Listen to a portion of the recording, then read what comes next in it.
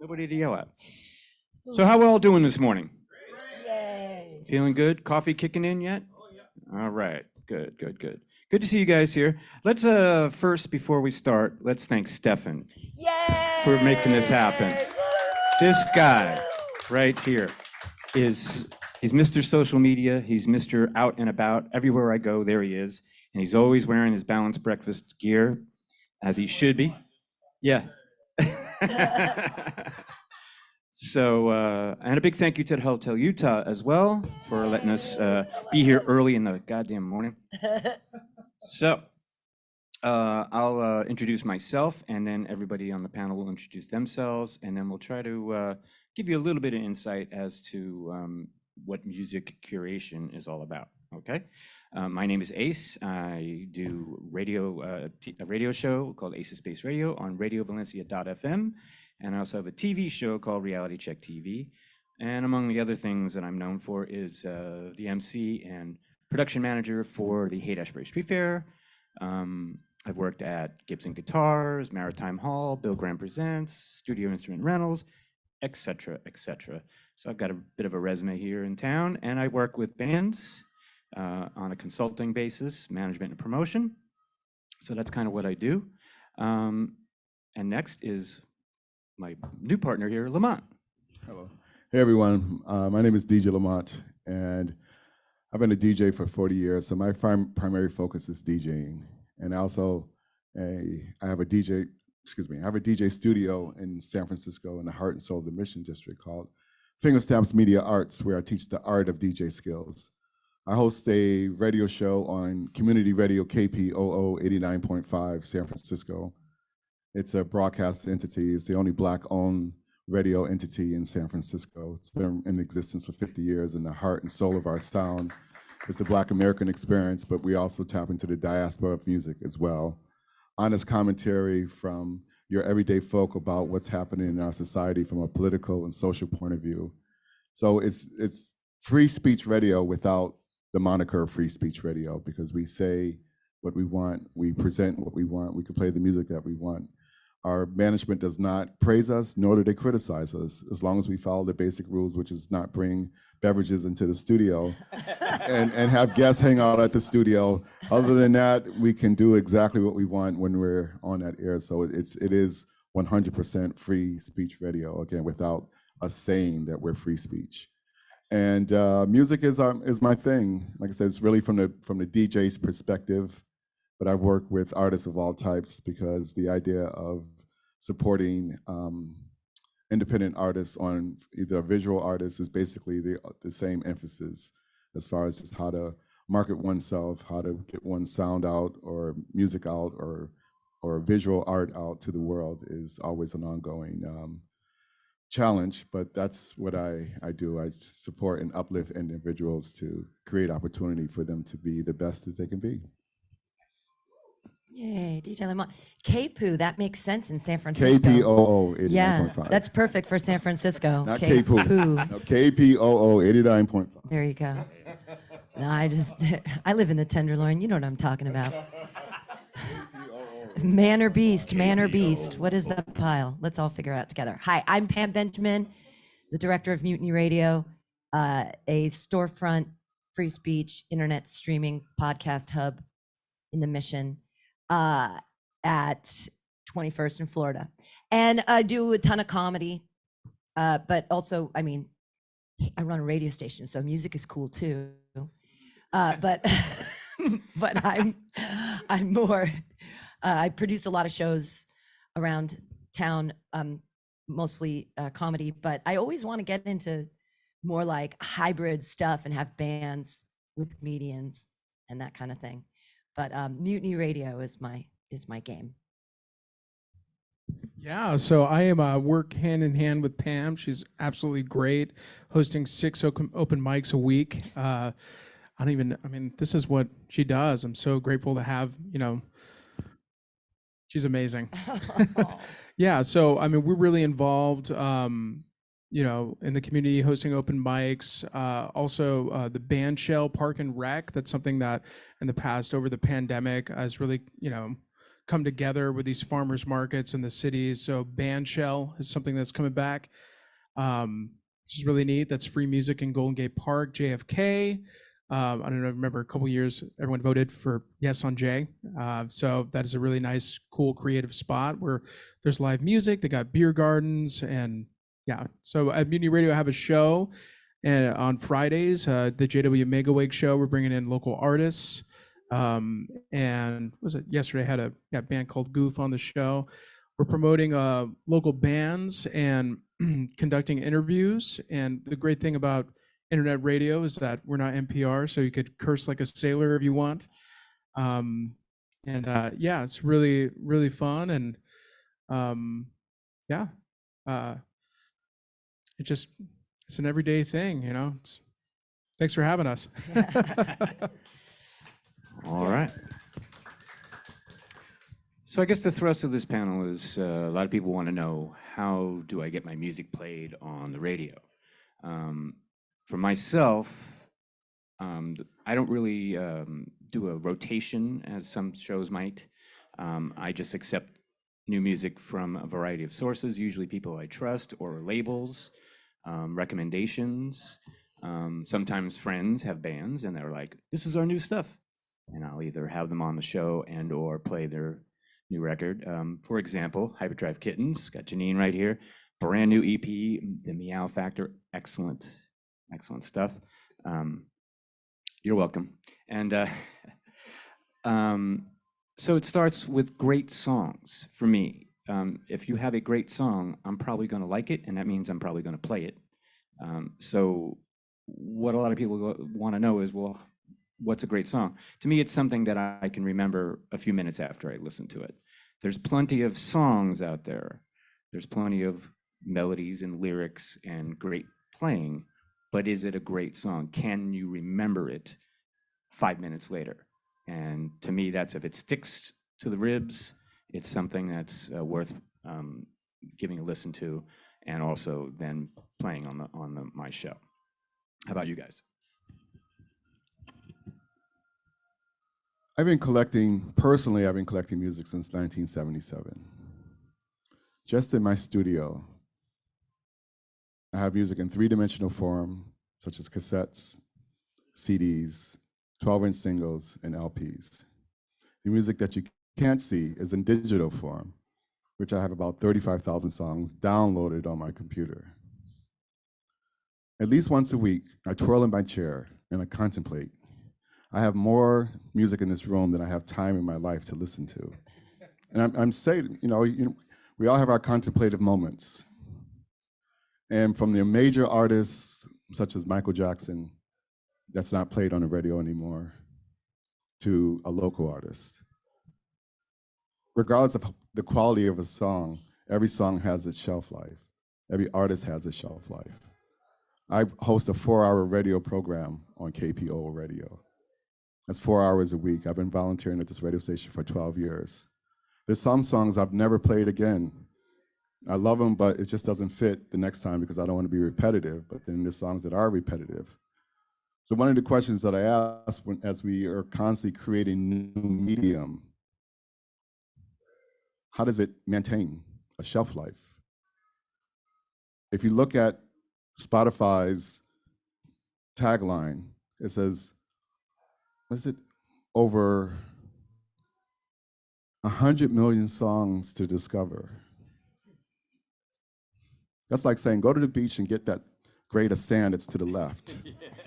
And I say this, I mean this seriously, because for local artists that do not have the power machine like a Beyonce to be played every 5 minutes on a radio station, how do we create long-lasting memories and impressions of a song, of music, of local artists? Because when you have like the biggest pop artist in the world, like Michael Jackson, not being even played today, or he's only known by one song, and I just use that as an example, how is it that the everyday musician is going to get their word out there? How do you compete in this sea of music that's in Spotify so that you can make a living from your work? And that's a question that has not been answered, with my own question, rhetorical question that I ask myself and the questions that as I pose this to others. As we're constantly creating new content, and then we have this big machine like a Spotify that owns music now, and there's so much music to be played and discovered. How do you have a song that someone can play 10 times? I used to play songs 10 times a week, the same song over and over again, or the same album over and over and over again, because I wanted to really, I love that artist, or I love that song, or I eventually loved it over time because they're out of repetition. So how do we make an indelible impression with our content so that people, regardless of what it is, good songs is based on perspective. So regardless of what we create, how do we keep it in the minds and hearts of our listeners? That's the question that I put on to all of us, because there's just so much content out here. The trendiness of social media, you're hot one minute, you're cold the next. So that doesn't even have lasting effects. And that's just the reality of our time. Everything is so disposable. Nothing lasts anymore. Nothing's valued the next day. So how do we create value so that our recipients, which is our fan base, can enjoy this music for years to come? I would say, getting back to what I was saying, is having a certain timeless quality in terms of your songwriting. So all the songs that we know have that timeless quality, and that's why we hear them all the time. But even there are bands that are not as well known but still have timeless quality in their songs. There was a show that was produced here in the city a few weeks ago. It was called Nuggets, and it was about one-hit wonders and garage rock and underground stuff from the 60s and whatnot. And a lot of these bands, not everybody knows, but that doesn't undermine the value of those songs. And they made a compilation record, or multiple compilations of those records, of these types of songs. And that music is still being celebrated. So it's all about having a timeless quality. It doesn't have to be the most popular, but it should be memorable. It gets back to what I was saying earlier. It has to be memorable, needs to have that ethereal quality that allows the listener to hear it in their minds over and over, even after they've stopped listening to the actual song. If you send me something, I will play it. If you spend time and work hard at something, I respect that deeply. If you made a CD or a tape and you send it, I'll play it. I mean, hell yeah. You play all the stuff from his show. I listen to it. I'm always there, and I re-listen. I have that Gumby's Junk song in my head. I got a dog's Gumby's face Junk. and a dog's body. Yeah. Butterface. It's just so crazy. It's these weird songs he plays on they're all local bands, and now I have them memorized. So that's cool. Does anybody know Gumby's Junk? It's a really cool local band. Yeah, check 'em out. I know that band. Yeah, They're great. rad. They're great. Yeah. Yeah. But if you send Great band something to name, me, I'll play it. Put it in the mail, drop it by 21st in Florida. Come in. We got a studio. You want to play live? We'll set up the microphones. Play. It'd be great. Because we're just community based. We're local and in the mission, and we're here for I like to think of us as an incubation place, like where the more time you put in, we got the stage time if you want it. We're there. So there's that. Yeah. MutinyRadio.fm. MutinyRadio.fm. Time traveling is one of my favorite things. I'm talking about radio and art and being in a band, something that it's been around for so long.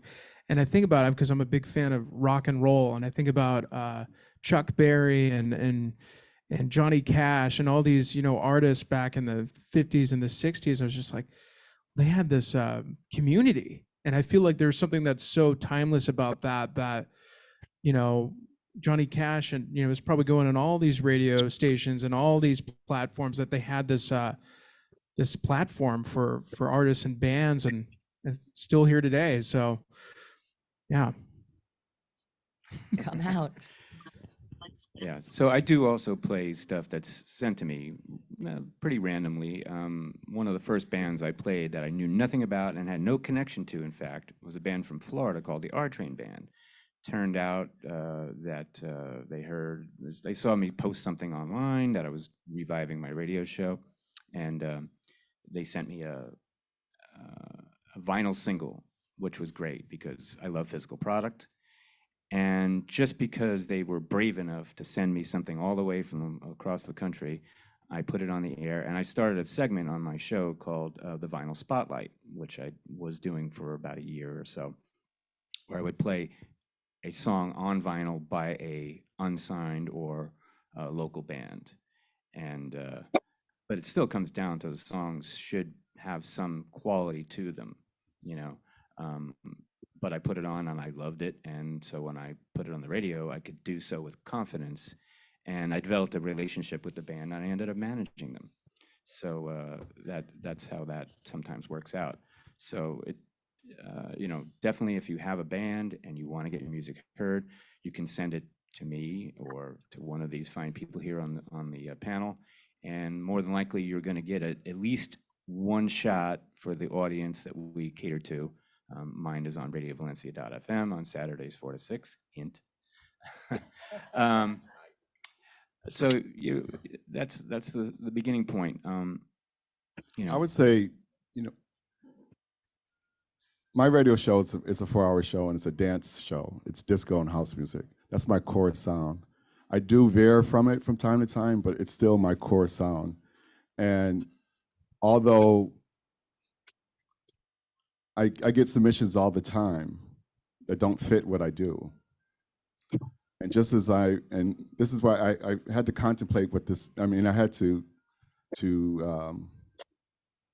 realize that I'm volunteering my time to do this, so I can't just cater to everyone. So I still focus on my core sound. So I can't play everything that is sent to me because it doesn't fit what I do, and I don't want to just go to the deep end to just play an artist.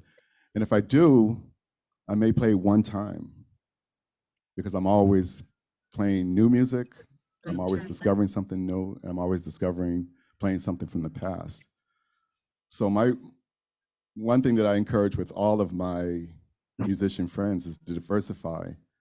You're trying to get your music out there. Talk to filmmakers, documentarians, people that create content where it will have a lasting impression. Because even if I play your song, I may like it today and love it, but I can't play it every week for a whole year. I'm going to play it one time, maybe twice. And it's not that I don't like the song, it's just I move on to new music. So you may just get one impression. I have a quick question. Are your shows archived on? They are archived. Okay, so that way people can reference stuff in the past. Okay, cool. But I would say diversification. If you have music, just think about all the different ways of having your music have a shelf life. And that's what I really believe in, a shelf life. If it's in a documentary, if it's in a movie, it's in a short film, you have content creators that are constantly making content around us. And the idea is if you can get and if you're a singer, songwriter, you can maybe remove your vocals and just have your score as a music bed for a documentary and such. So the idea that it's not just me playing your song one time or one of us playing your song for a month and that's it, but now it's forever part of this documentary that is on all the video outlets, and people can listen to that from here on out. Do you have a question? Yeah, I was wondering, so you're kind of talking about like a kind of grassroots a little bit. I mean, if you were just to get a song onto your platform. Wait. So the people at home can hear you. Let's yeah. Yeah. There we go. Hi. Good Hi, morning. people online. Thanks for coming today. So yeah, I'm interested in what you're talking about. It seems like you're kind of talking a bit about a grassroots effort. Like, if someone managed to get their song onto your platform, how do you get it from there kind of to the next level? I mean, I don't know how many people listen to your radio stations and stuff, but if you're trying to really kind of move forward with it, what is the kind of a step after that would happen, do you think? Well, I want to follow up on a point that he made about getting that. Yes, Lamont. Lamont. Getting your music on documentary films or soundtracks of any kind is a great way to make easy income. particularly if you sign a sync license, it gets out onto a major streaming platform like Amazon or Apple or one of those, or in an actual theatrical release. It's a great way to make music. Now, your question was getting to the next level. That is a combination of factors. Having a team behind you is a good idea, publicist, management, that sort of thing, somebody to help you promote your music.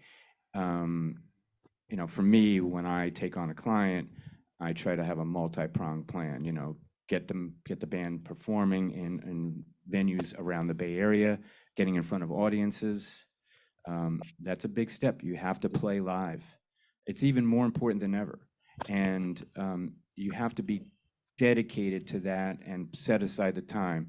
It can't be a part-time thing. If you're going to play a show once every 3 or 4 months, that's not going to work. You need to be able to play 2 or 3 or 4 shows a month in different locations, and then get yourself out of the area to places in the, dare I say, Central Valley, enemy territory, and down to Southern California, and up north, and then slowly expand your pool so that you're drawing from a big pool, and then therefore are building a bigger audience, hopefully then building up to getting in front of, on bigger stages. So if you're starting at a local club on a Monday night, then maybe you're headlining that club on a Saturday night.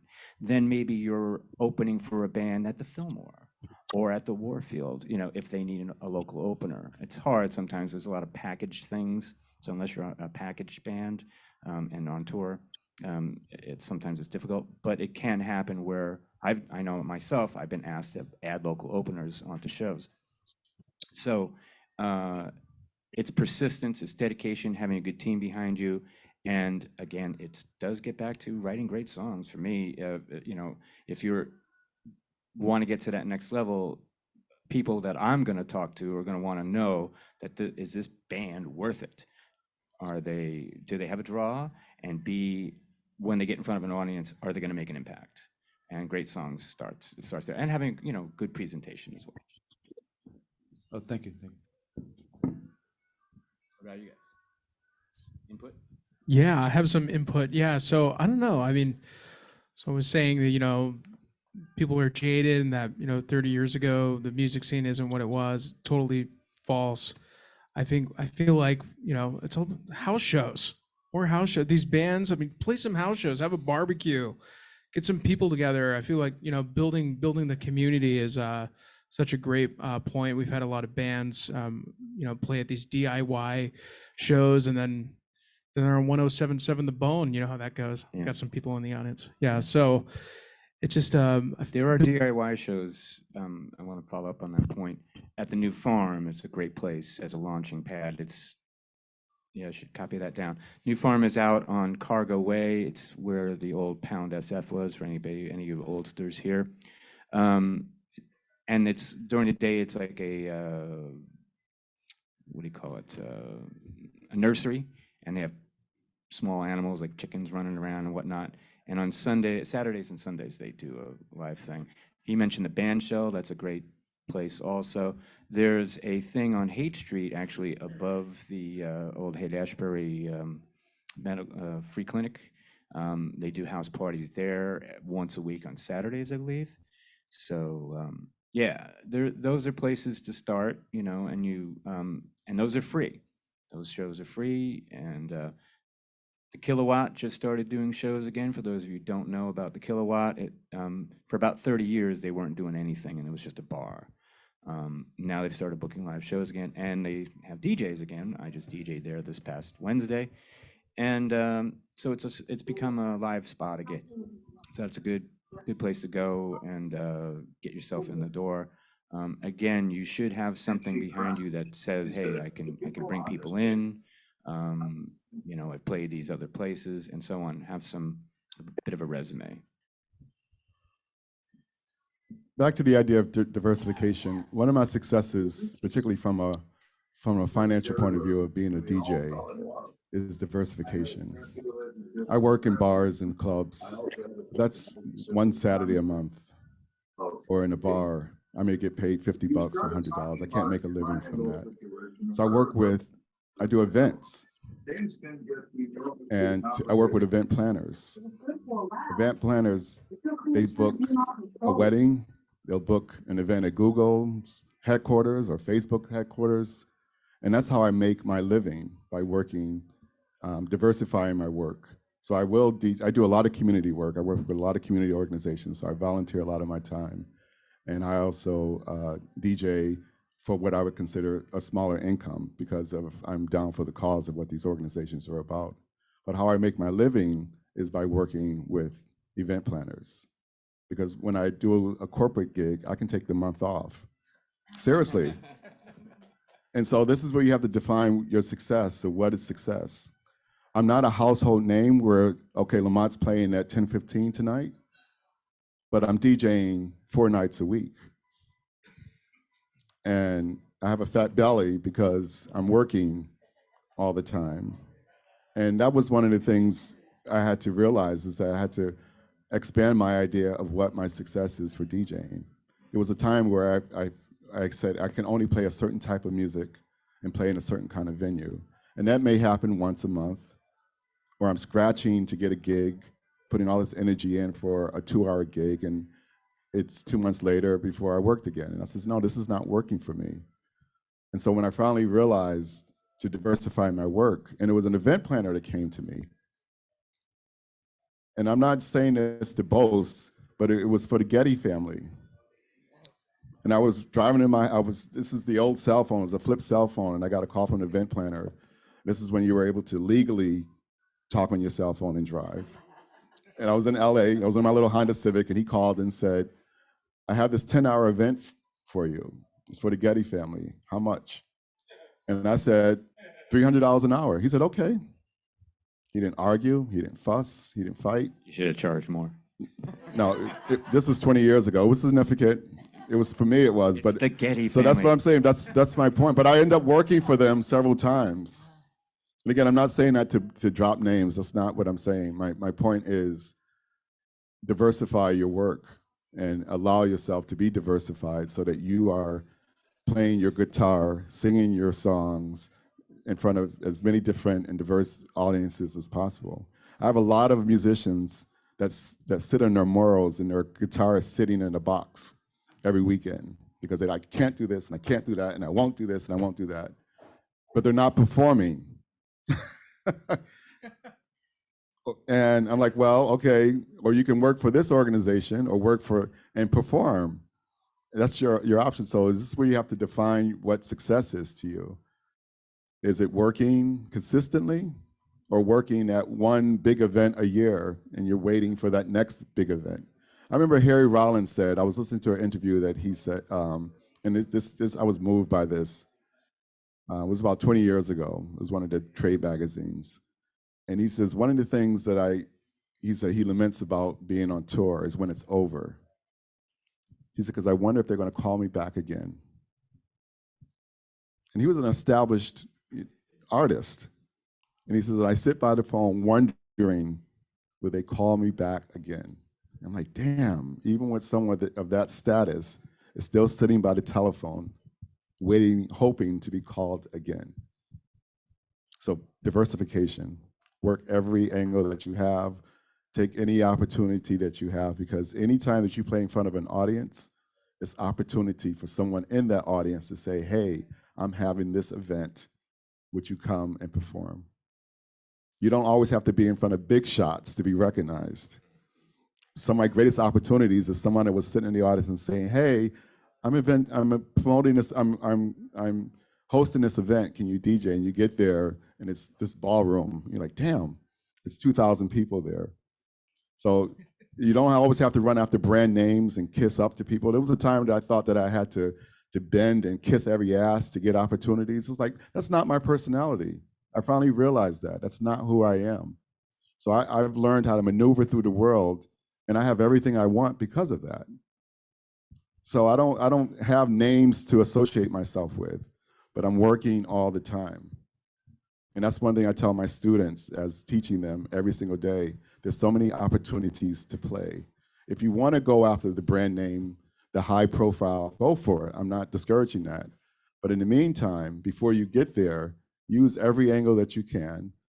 Every opportunity is an opportunity to be heard. Playing on the street corner. I got a gig from DJing on the street corner in Valencia Street. I DJ'd their wedding, their anniversary, from me just setting up my turntables, DJing on the street. So if you're feeling like the world's not working for you musically, get your guitar, get a self-powered speaker, and stand on any block in San Francisco and sing. Because it'll make you feel good. I'm telling you, you'll realize just how gracious people really are when you offer yourself that way. And I can say that this is all from personal experience. It just elevated me. It's like, okay, I do have something to offer when someone stops and gives you $1 or gives you a cup of coffee or a hug or just acknowledges your presence of you sharing something. So diversify, diversify, diversify. I'm going to follow up on that as well. A lot of my musician friends, besides doing original music, which is not the easiest way to make a living, they play in what are known as tribute or cover bands, where they emulate artists that we all know. One of my friends has an Alice Cooper tribute band, which is great because I love Alice Cooper, and it's called, and she's a female, so she's singing Alice Cooper songs with a female voice, which gives it a little something extra. Similarly, the same person has a Rolling Stones tribute band called Chick Jagger, and they do Rolling Stones, and again, she's singing. So there are ways to be performing and earn a living, and then at the same time, she's in a band called the Seagulls that I'm very interested in, and they have great songs, and they're starting to build an audience. So that is just another way of an avenue. If you want to be a working musician, you really should listen to what he's saying and be out there in terms of finding different ways to get in front of an audience, not just with original music, because it's so difficult. But if you're lucky and you're persistent and you work hard and a little bit of luck, a little bit of skill, you can get your original music to another level. But you should be out there performing, do a wedding band, play in front of an audience. That could lead to opportunities you might not realize. So I agree with what Lamont said. Take opportunities to get yourself in front of people. So it's still the best way to market music or market yourself as a performer is to be out in front of people, and you meet people randomly. I also DJ as well. Now I'm known as a rock and roll DJ. It's my primary type of music that I like to spin. But the other night when I was at Kilowatt, I did a thing called Way Back Wednesday, and I played some funk and some soul and some Motown, and then I played some 50s and 60s music, just to kind of, I want to expand my palette. I love all that music, so it was a way of me getting that stuff out there and showing a different wrinkle to my audience and other people that I can do more than just spin rock and roll. One time I did comedy at a baby shower in Golden Gate Park during the pandemic. So you can perform anywhere. No, really, what he was saying, honestly, during the pandemic, I had a portable PA, and I went in front of Trader Joe's at the top of California, and I sat there with my PA and I told jokes because I needed stage time. So I just needed to. And I'm sure for you have to play your guitar every day. Otherwise, how does your fingers remember what it's doing, right? And polishing your craft. Right. And I mean, if I don't, sometimes when you take 3 weeks off, you come back and you're like, oh, I'm so refreshed, but not usually. So keeping the muscle going and constantly working. Also, there's weird shit in San Francisco. He does a thing on his rooftop deck called Tiki Desk Concert, which is fucking awesome. And comedians are there and small bands and things like that. Hit me up. It's amazing. And then 16th and Mission every Thursday for 20 years at 10 o'clock. If you have a guitar and you want to sing, it is an open mic with no mic, but there's always people for 20 years every Thursday at 10 o'clock. You can yell poetry at them. You can play a song. You can do anything. You can just tell them about your next show. You can be like, wear a glitter outfit and do your thing. It's just people and finding the glitter queen over here. There's a lot of ways, underground, strange ways to get yourself out there. Open mics. I mean, go wow some people at an open mic. And, you know, and then they'll be like, whoa, what are you doing? Where are you going? Bring flyers with you. Oh, it's just a great way to promote too. Because if people like you and you're engaging, hey, here's a flyer. Come see me on Saturday at the Knockout or whatever. Good social skills are important too, you know. You really should be personable. If you're going to be out in the world, you got to know how to meet people and be, you know, polite and easy to get along with. If you're difficult or troublesome, you ain't going to get any work. Or if you do, you'll get very little work, and then eventually the word will get out. So don't be a dick. Yeah, they got a great open mic here at the Hotel Utah on Mondays in Starry Plow. Just packed full of people. You're in a band, pick up a guitar and go to an open mic. There's so many people there. It's crazy. I was going to band practice, had my guitar on me, and was jamming out on the Mutiny. That was pretty fun. I was actually surprised at how many compliments I got. People were like, "Thank you so much." People really appreciate that, going and playing out in the How many public. of those people did you pay? It was yeah. I feel like, yeah, a cover, if you play a cover that someone recognizes and they love and they can relate to that, you can go a long way. And I always tell bands that I work with, you should have at least one cover song in your set, something that people will kind of latch onto. You should probably place it strategically towards the end, give somebody something to remember you by. Sometimes even be the last song, and that way, you know. But do it in your own way. Don't just do a straight cover. Unless you're a tribute band, you don't want to be doing a straight cover. Rock it out, change the pace, do a different arrangement, add horns, keyboards, whatever. You know, find a way to do it differently unless you're a straight tribute band. I want to go back to diversify. Wait, we have a...